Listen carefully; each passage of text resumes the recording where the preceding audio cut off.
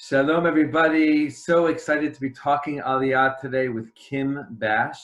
Kim Bash specializes in real estate here in Israel, primarily in the Jerusalem area. She's originally from South Africa. She moved to the United States, and in 2004, she made Aliyah to Israel. Lately, in recent years, she specifically works with olim, coming to Israel, helping them to find their right place, their right community, the right fit here in Israel for them, which is such an important part of the whole Aliyah experience. And it's for that reason and many other reasons I'm so excited to be talking with you, Kim, today. So thank you so much for your time. Thank you so much for having me, Akiva. Thank you. So before we get into real estate, and I definitely want to talk about that because, again, I think it's such an interesting and unique kind of take and perspective on the whole Aliyah experience and just the whole reality of people coming over here. But before we get there, just let's start at the beginning. Like, why did you make Aliyah? You made Aliyah in 2004. You've been here for like 16 years. Like, what motivated you personally to come here and make this place your home? Okay, so I actually, just to give you a little bit of background about myself, I come from a very traditional house.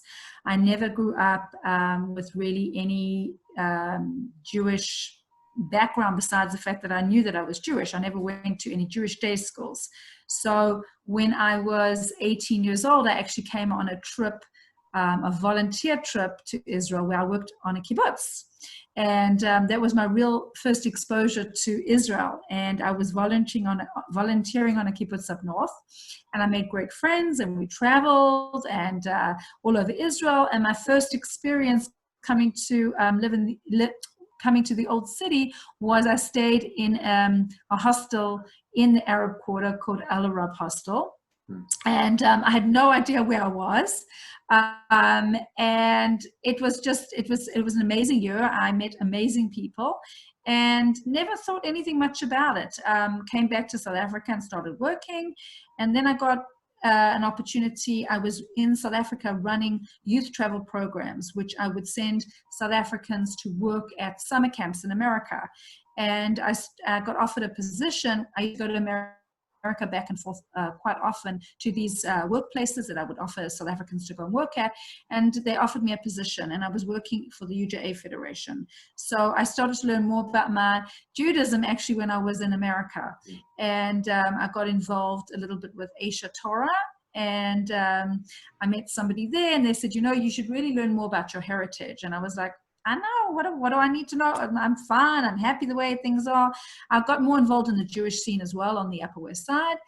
And then I ended up coming on a trip to Israel, and that's really where my journey to my Yiddishkeit, where I really decided that Israel was a place where I should consider home. And it took me a bit of adjustment, and I wasn't sure at the time how religious I was going to be. So I was here for about 2 years and got introduced to my husband. And we were part of, as I said, Aisha Torah, and part of that whole Kiruv world where my husband was learning in a program where we would eventually go out and work on campus or with young leaders and work to Makarav and do outreach on the campuses. So that was our derech and where we were going to go. But my husband started to look around and see what was going on around the world. And he was like, you know, Kim, I really feel that we should stay in Israel, that this is where the Jewish people should be. This is where we should make our home. And I was quite upset about it because I had this whole fantasy of going and working with these people and bringing them back to Judaism and doing all this exciting work on campus. And but I understood that this was very important to him, and he works in Israel advocacy, and I started to also work in the nonprofit world a bit. And yeah, we have 5 children that we raised in Israel, and I have a girl, and then I have 4 boys, real Israeli boys. Israel has its challenges, but quite honestly, there's absolutely no other place that I would want to be and to bring up my family. And as long as you understand, and I said this to you before, when we were talking before the interview, is that if it's a complete reframe, if people are thinking of making Aliyah and they're looking to have that copy-paste experience of taking their lives in America and bringing it to Israel, that's not the way it is. You have to understand there's a lot of adjustments. And if you come here with the right attitude, and a support system, which is what I'm trying to help people with finding and identifying their community, then I think that your Aliyah will be very successful. And that's why you need a team of people. You need the nefesh b'nefeshes. You need the people like yourself who, and so many organizations out there that are available for olim as a support system and coming into Israel. So I think the desire has to be there, I want to come to Israel. And when that is there, then everything else opens up. And again, if you're just willing to take a little bit of a shift in your mind and saying, okay, it's not going to be like my life in America, and it doesn't mean that it's different is not bad, it's just different. Right. And there are challenges that come with that. So, I couldn't be happier living here. It's really where I feel my neshama is. I feel that this is where all Jews should be. Mm-hmm. Amazing. Beautiful to hear. Thank you. I can personally relate and connect to a lot, if not everything you just said. And it made me think of one thought that, really, it kind of took a few years for me to realize this, but that even though I am Jewish and I was coming back to the Jewish homeland, to the Jewish state, and as a result of that fact, there was many things I would just ease into and connect to and be inspired by, from just like the Jewish history here to like the fact that the guy like in the post office is wearing a kippah, and that's like crazy. You don't see that in America, but in addition to that there was also, even though I was a Jew coming back to the Jewish homeland, I was still an immigrant coming to a new place, a new country, a new culture. And that took me a while to realize. And then also to, deal with and acclimate to. But then as even more time went on, I personally realized that, wow, that all of that together is helping me to become a person that I never would have become if I didn't come here. A person that that I've become, but that those kind of elements of Israeli society, those differences, which were challenges at first, I came to appreciate, later on. So I want to twist that into a question for you, because a lot of olim experience like the wows and, like unbelievable, I'm back home, my neshama feels it, everything you just said, but also those challenges. So can you maybe, pick out one wow factor for you in living here all these years? I imagine there's many, but if you can just kind of share one, and also like one challenge, like a personal challenge for you, because like you said yourself, it's good for olim or potential olim before they come here to realize it's not all like a fantasy world here. It's amazing, it's incredible, but it's also like real life, and you have to do it like in a different way than you did it in America. I think one of the things that I found, and I think I always will find difficult, is the culture. Israelis, they're tough cookies, as we say, but they mean well, and sometimes you have to have a very thick skin, and it's like you'll be walking. I'll never forget this once, and it's just something that just came to my mind. And I was walking. I live actually in the Old City. I'm very blessed to be living in the Old City in Jerusalem, 2 minutes away from the Kotel. Wow. And that was part of the whole working with Aisha Torah, is that we host a lot of Shabbat guests. We before COVID, we have my Shabbos tables filled up Sunday ready for Friday. So it's a continual amount of guests. We never know who's coming to our Shabbos table, and it's always a variety of people. Our home is open to everybody. Amazing. So one thing that comes to mind, I'll never forget, is that I was walking, and it was a very hot day, and I think I must have had, one of my kids was still in a stroller, and I was walking with my little kids, and they didn't have hats on, and the woman just came up to me and started spraying suntan lotion all over my kids. I was like, what are you doing?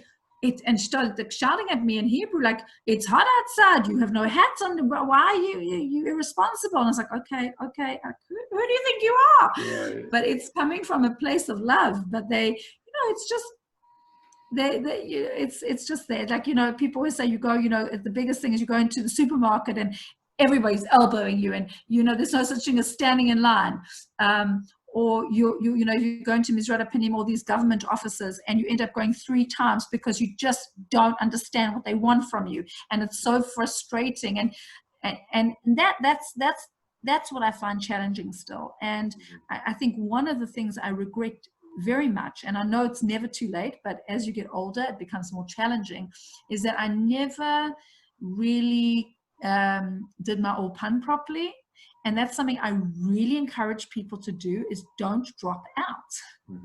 And really, this is a time with all the Aliyah going on right now, and the frustration of not being getting your application forms in, and the Jewish agency being delayed, and we're not sure when the next flights are coming, B'ezrat Hashem soon, but is that take the time now, if you can, to really learn the language. There are so many online programs that are available even for free that people can download and do it.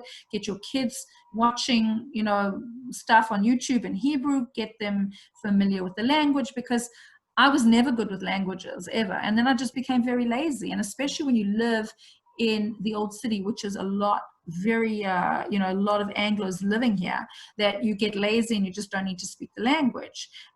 So even though, and my friends, people who are Israeli say, Kim, it's ridiculous, it's a busha, which means it's an embarrassment. How can you not speak the language? You've been here 16 years, 17 years. It's always a joke whenever I get into a taxi. I always say people talk to me, much nice. They're nicer to me when I speak English. So I go, I get into a taxi and they say, oh, Manishma, hello, how are you? Mazel tov, you just made Aliyah. I go, yes, I just made Aliyah. I'm so embarrassed to say that I still don't speak the language. So, but it's also very accepting in many ways. Like, just to let you, I don't know if I told you this before, but I was very blessed to have my parents who made Aliyah 6 years ago. Unfortunately, they both passed away in the last year, which has been a very, very hard time for me. They came in their 70s, and they were living next to me actually in the old city. And they really didn't want to be grandparents, once a year. They felt, I, as I said, have 5 children. They really want to spend time with them. And they came from South Africa, which is a very big, any time you make Aliyah is difficult. It comes with so many challenges, and is it the right thing, especially people leaving their family behind? That's also very challenging and very painful to leave. And I've had a lot of questions from my clients who really are in such turmoil about leaving their parents and their family, which is a very big decision to make. And that's one of the things that I'm trying to encourage people when we're looking for communities, is how can we bring the parents to Israel, which is very difficult. A lot of them are resistant. They don't want to come. They've lived in a place all their lives and they don't want to do it. And that makes Aliyah very difficult for a lot of people, which, by the way, I understand why some people would consider not coming, if they were looking after their parents. But as I said, I was fortunate enough to have my parents who were here. And even though I live in, the old city is quite an eclectic neighborhood, we have all different types of people here, but predominantly mostly religious. But my parents were completely secular, and the community absolutely embraced them. And I think it's interesting because a lot of the time, growing up, and I used to think, oh, all these religious people, they're so judgmental. And it's not like that at all. And I think that's a misconception. And I think that, in my community, people were so amazing to my family and so welcoming and accepting of everything. And unfortunately, as I said, they passed away 4 months apart. And there was a huge attendance at the Levaya. Everybody came for the Shiva. It was pretty amazing. And people were very kind and welcoming to them when they were alive as well here. So, I think it's definitely, it's important to know where you're going to go. That's if we want to go into the community side. I think that's a big question in the real estate world now that I get asked, is like, where am I going to fit in? It's American Jewry it's just so different in America. And it's hard to make that, as I say, the shidduch, the match of where your family is going to really thrive. Where is it that they are going to flourish in Israel? And that's a big it's a big question. It takes a lot of research. And again, if you have both your feet in, you have your chance. But you really, really do have to investigate and look into it and see also where your friends are going. You know, I'm running these Zoom calls, which I don't know if you want to go into it. If we can just maybe just talk about why I started it. Yeah, before we get into that, yeah. I definitely want to get into that. I just want to kind of like extract a couple of the things that you're saying, because what you're saying is so important in general and specifically, you know, obviously for people who are either already planning on making Aliyah to here, or people are thinking about it. And we know, you and I personally know that there's so many people considering Aliyah, but they haven't made that final decision yet for all the different factors that you're bringing up right now, and then some. Right? Just recently, I put something up on Facebook, just like, you know, where are people at? Like, what are people thinking? Like, are you? I did a 1, 2, and 3. Are you like, I'm a number 1? You know, I've already, you know, made my plans to make Aliyah in the near future, or you are 2. Like, you're definitely considering it seriously, but no set date yet. Or number 3, like, I love Israel like crazy, but not in my future right now. And most of the people who responded said 2 or 3, right? Yes, it's an idea, it's something I connect to, but it's not yet like in motion, right? And I think the reason for that is because there are so many pieces to the puzzle, especially if you have kids already, especially if you have like a set job, a set life, a set community, which, let's be honest, most people already do. So, and I feel someone like you is in such a unique position, because you're like on the front lines, I feel like, of Aliyah. You know, like, you're like seeing, like, you know, I talk about it, I interview people about it, I write about it, I think I love it. You know, you're like day in and day out, you're talking to like these people who are still over there, helping them to like move over here. And I think that's such a fascinating and unique, I don't know, life opportunity, I have to say. It's such an incredible thing. So maybe, you know, if you can continue, you know, along these lines, what are you seeing from the people that you're speaking with? What do you think is the best things for them to know, to consider, to think about before they take that, you know, that big jump, let's call it, and make Aliyah? Well, what I'm seeing right now in the market is something I haven't seen before, which is that there's a bit of frenzy going on right now, that people are very nervous. And they're like, oh my gosh, we have to buy and secure properties in Israel. Even if we're not making Aliyah, I have to get a property. Just today, I did 2 inspections of a property that I'm selling to 2 different clients that are buying without seeing the property. Wow. They sent, and these are not cheap properties. These are expensive properties, that they want to make sure they have something, and in good neighborhoods in Israel, in Jerusalem. But they felt very comfortable buying because they know the areas. There are people that come to Israel often, so they know the locations. And they sent, one sent, actually both of them sent friends just to have a look. I didn't want to take the responsibility. I said, it's not buying a pair of shoes, you know. I'm a trustworthy and I'm a very professional agent and I know what I'm doing, but it was comforting for me that there was another pair of eyes that they were, sending to look at the properties. So that's something I haven't seen in the market before. Usually if you're selling a project, like something off plan in a new development and people are making an investment, but these are people that are actually looking to make Aliyah and want these properties as their place to come and live in. So it's a little bit of different mindset. And so that's changed. That's definitely changed. And is that a Corona thing? Is that COVID? Is that like politics? Is that like the riots that took place in America? I have to tell you, I think that Israel has been, I know our numbers are up right now, but I think that the way we handled the coronavirus has been pretty impressive, and nothing's perfect, but I do believe that we handled it very well and continue to do so. And I don't think it's that. I honestly think what's caused this frenzy of this, oh my gosh, make Aliyah, is because of the political situation that is happening right now in America. And I don't know if you want to go more into that, but I do think that there's a lot of rise of anti-Semitism. Do you hear that? Do you hear that coming from your clients' lips? I hear that more than the coronavirus. I don't hear anything about coronavirus. I hear about, oh my gosh, I'm afraid. I'm afraid. Wow. I have people in LA that live in gated communities that haven't left their house. Wow. I have communities in Brooklyn, and I told you this earlier as well, that I have communities that are reaching out to me saying, Kim, we want to bring our families, we want to bring the whole community. Can you And talk about that more? I mean, I've never heard of that before. You shared that with me very recently. This idea of communities in America uprooting themselves and coming together in this group Aliyah. Like, is that like just one community? Are there more than one? No, there's several. I've done several Zoom calls now with several communities all over America, from New York to LA, all over the place, that are looking now to bring families over.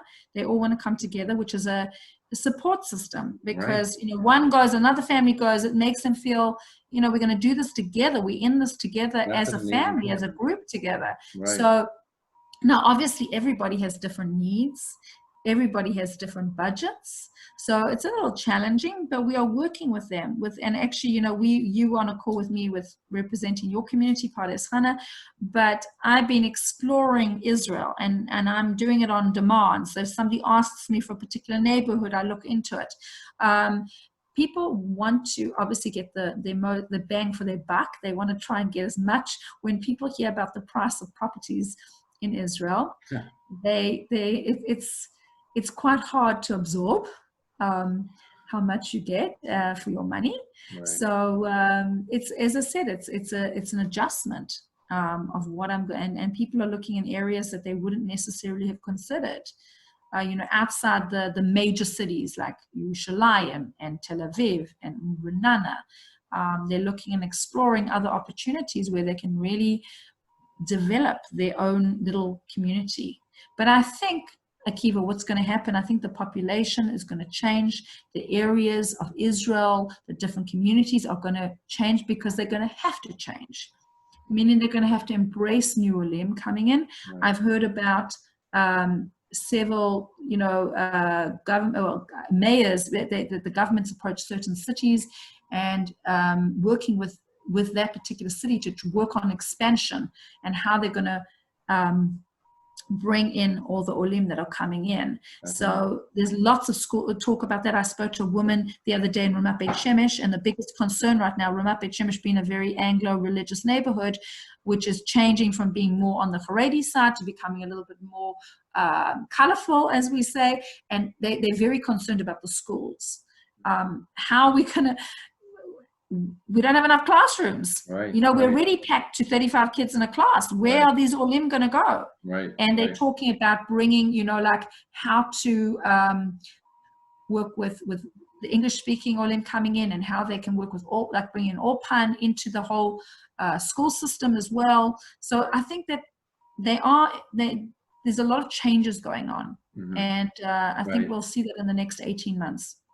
That, I'm so glad that you brought it up, because I wanted to ask you, I mean, do you feel like the local governments and the national government is aware enough of these things and is getting ready and preparing for what is coming? It can't be perfect. You can't think of everything, but you feel like that there are people taking it seriously and talking about it and making... Absolutely. Yeah. That's amazing. Absolutely. I mean, I hope so. From the word what I'm hearing, and I have my connections with Nefesh B'Nefesh and other, where we're investigating. A lot of what I do as well is business development and looking at researching into new projects for people coming in. Because as I said, I think there's two waves here. If you want to get political, I think that people are going to make Aliyah in the next 18. I think we've got about 4 to 5 years, depending who comes into office in America, and we'll see what happens there. But I really feel, and bring from the religious aspect, I feel, and I felt this for a very long time, and many of my clients, I always say this to them, and I really believe that Hashem is closing down the diaspora.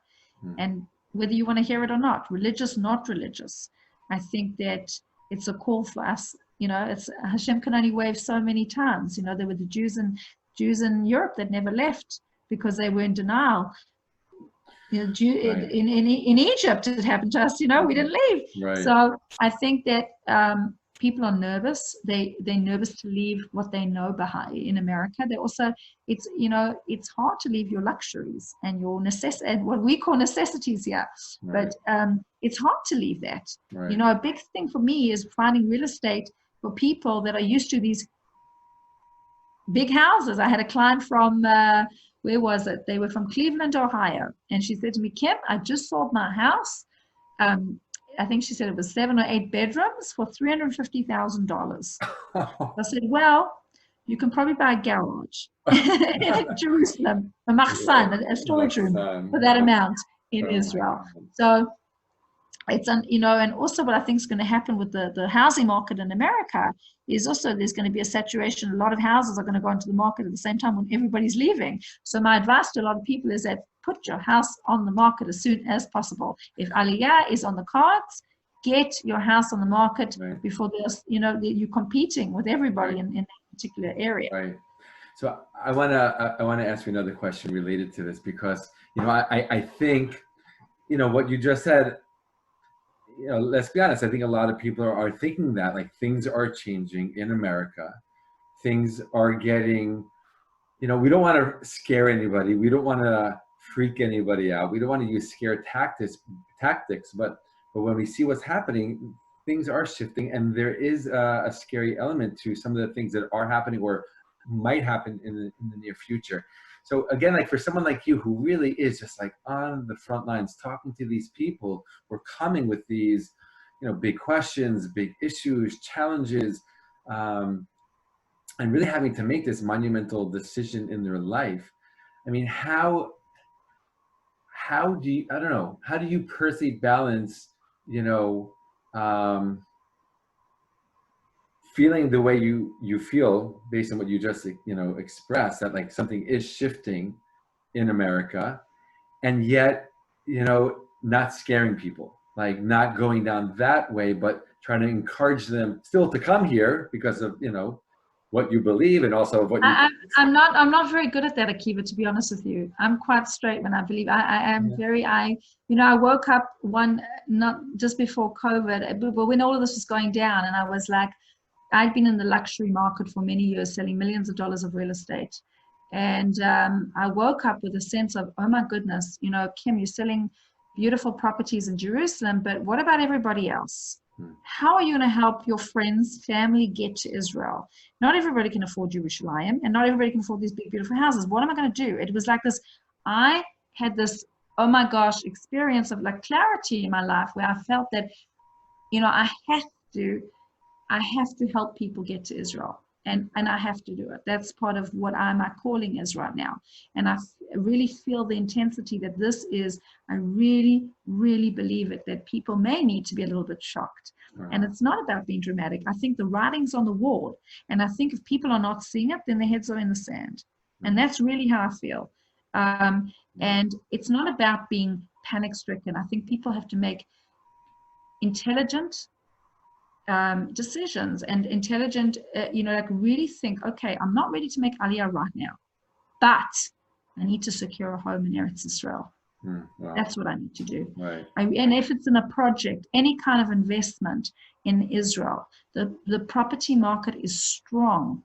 It's solid. There's not, you can't, it's not, and it's not, the prices are too high for investment really, because you're not going to make huge yields like you do in America.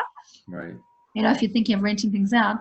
But I believe from a spiritual, it's not just a financial investment, it's a spiritual investment. Right. And you cannot go wrong with securing, if you can. Listen, not everybody's in a position to be able to buy. And I appreciate that, and I understand that. Right. But, I work with a lot of very wealthy people with a lot of money, and, I'm saying, okay, you can have your, landlords in Manhattan and have their buildings in Brooklyn and blah, blah, blah, blah, blah. But at the end of the day, it's really, it's all nothingness, it's right. As far as I'm concerned, I think buying a property is more important than having anything in I would bring all my money out of America and invest it in Israel. Wow. So there's also a lot of opportunity here. There's so many startups. People are very nervous about jobs as well, finding jobs, and that's part of also what I'm trying to do is figure out with other partners on how to really create a job network for people, which, by the way, there is. You just have to look for it. And I'm happy also to take people's resumes and pass them. It's all about networking, as you know. But there's a lot of great opportunities here. And I think people don't know that. And sometimes as well, we also have to reinvent ourselves. and do things that we wouldn't necessarily consider doing. And we have also a business coach that I work with that's also happy to help with olim, to try and identify what kind of skill set and how they can work in Israel. A lot of people also now with COVID realizing that they don't have to be geographically located to work. That's changed. Amazing. We've all seen that now. So there's no excuse to come if you can. Right. I mean, I have so many thoughts whirling in my head based on what you just said, but I just want to say maybe one comment and then move on to like the final question.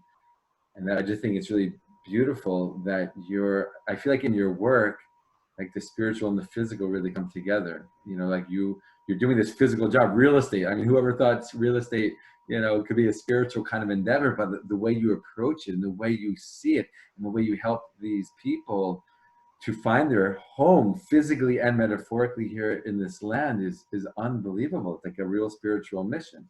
So it's like, I think it's like, Baruch Hashem, like such a zchut that you have to really, to be able to bring these two,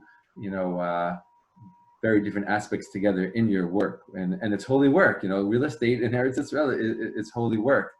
And again, these conversations that you're having with people and the processes that you're going, you're holding their hands through is, for me, just amazing to hear about. Again, like I said at the beginning, I think it's such a unique view and experience on what's happening right now with Aliyah in general, and specifically the rise in Aliyah and interest in Aliyah. And maybe to kind of put those thoughts into a final question, maybe you can help me phrase this final question. I'll say it and you can kind of just speak on anything having to do with this. But we are in these very unique times, and again, we're seeing it in terms of people's interest, and they're getting ready. They're taking steps towards Aliyah. People who maybe under normal circumstances would not have been doing.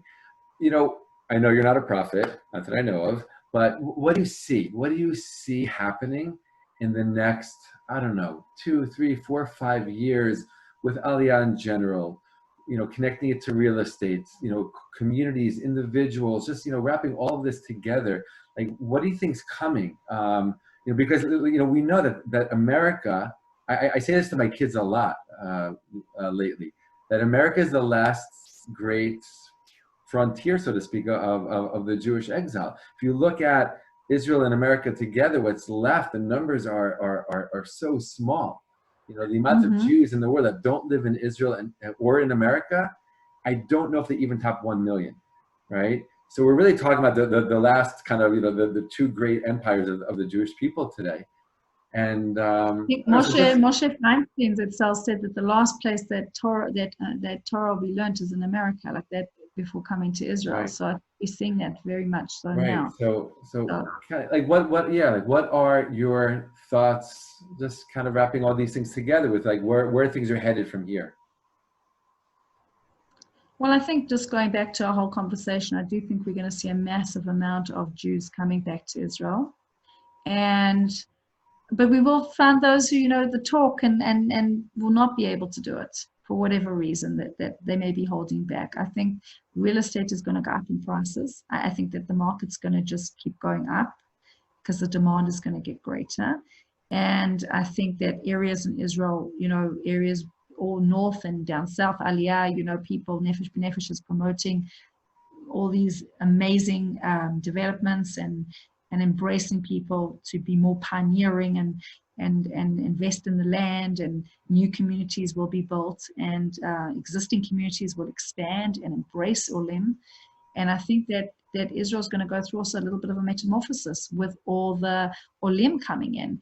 And I think that it's exciting times. I think it's an exciting time. And honestly, I wouldn't be anywhere in the world. I do not, every time I leave Israel, I'm like, I like to travel, but there's something very comforting about coming back home. Right. And I feel it when I come back here. I never thought I'd say that because I was never rah Aliyah. I was, oh my gosh, Aliyah is so hard and people are so hard, the Israelis are so hard.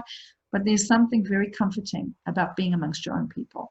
It reminds me I think that's, my whole, when I'm selling real estate, and I don't do things for money. Money's not, this is my job. This is what I do for money, but I don't work. That's not a motivation for me. A motivation for me is when I see that people are flourishing, and then I found them that perfect. And I'll say this how I always sell real estate. I say a house is not just a house. A house is when you find your community. And when you find your community, you find your home. And my job, and I feel very strongly about this, my calling is that I want to help every single Jew find their home in Eretz Israel. Mm-hmm. And I will work with, and I get calls. I was up actually ridiculously late last night. I went to bed after 5 in the morning because I was on phone calls with people talking about Aliyah, and it's just it's people want to feel comforted. They want to know that it's going to be okay. And obviously, I'm not a Navi. I don't know what's going to be, but I said, if you're willing to take the steps, there is so much opportunity in Israel. Right. It's going to be hard. It's going to be hard. And you've got to understand it's going to be hard. Right. And I think that, as I said before, there's a place for everybody here. Right. Amen, amen. Amazing. I mean, really amazing. I feel so many things, but just again, to kind of reiterate what I said, what we're saying, it's just this opportunity to help these people, to help our people, to help Jews find their place, which is much more than just a place, as they're saying. In this land, it's huge. It's the home, it's the street, it's the community, it's the school, it's the shul, it's everything, and such a. And I think that's also a challenge. A lot of people, the questions, where my kid's going to go to school, and it's always very difficult. And hashkafically, like, hooray! Unfortunately, it is very boxy, and I think that's why I said to you before, things will change. Putting people into it's different here, and I don't like putting people into boxes, but we do have to realize we are living in Israel, and that comes with also complications, and people are different, and tolerance and respect for each other. And I think that we're going to see a lot of changes in different communities and areas. I mean, you live in a special place as well, which I encourage people to look into. Pardes Chana. We did a fantastic Zoom call with the community there. And I didn't even know about Pardes Chana until somebody was telling me about Pardes Chana and asked me about it. And all these great places. I was just like, oh my gosh, this is amazing. And just such wonderful, but I'm also very real, Akiva, and I want to say there's a lot of people say to me, well, we want to integrate into the Israeli culture. And I say, you know what? In the beginning, when you're first coming, it's very hard, and a soft landing, and to embrace yourself with people who speak the same language as you. It's not just the language, it's everything. Right. You need to be in a supportive environment, because otherwise when you get, you're going to be like, oh my goodness, what have I done? I've got to get on the first plane out of here. Right. I just met a client recently who's she's more modern, and she's in a very religious neighborhood, and she feels so uncomfortable. And I said to her, what were you doing there? You've got to be authentic. You've got to be real with who you are as people. You can't put yourself into an environment that's going to make you feel uncomfortable. Get out of where you are. Right. There's so many, and I sat with her and we spoke about different communities, and she's now investigating where else to go to, because she was given the wrong advice. So my biggest thing to people is that check things out, investigate. There's so much on social media now. You can find out so much. I'm doing these Zoom calls once a week where people can join up and listen to about different communities in Israel. We're going to be running also a seminar on the 23rd of August this month. It's a Sunday. I think it's at 7 p.m. Israel time, and I'll send you information, and it's all about Aliyah, and also about the buying process of a house in Israel and what that means. A lot of people say to me as well, what should we do if we're not sure where we want to go? Should we rent or should we buy? So I say, well, if you're not sure, then you should rent, until you really know where you want to go. Right. As I said, it's a very big investment to purchase a property. Right. So maybe I just want to end with this last thought. I feel, and this is based on conversations I've had with, American Jews who made Aliyah like in the 70s, decades ago. I feel like back then you made Aliyah, like you just like became Israeli like within the first week. Like you lived on kibbutz, you only spoke Hebrew, you fit in, and if you didn't right away, you just dealt with it and zel. And I feel like now, in this generation, our generation of olim, it's a very different kind of Aliyah. We maybe talk about it more. We express it more. We we help each other more, kind of with the acclimation process. And I personally think that's a beautiful thing. And what I'm seeing in recent years, and even more so in recent months, that all these people are coming out of the woodwork, all these like new Aliyah connected, Aliyah related organizations are kind of popping up because they want to help olim with the acclimation process. They want, now that you're here, we want to help you like fit in, stay here, feel happy, be successful, and not feel this need to go back.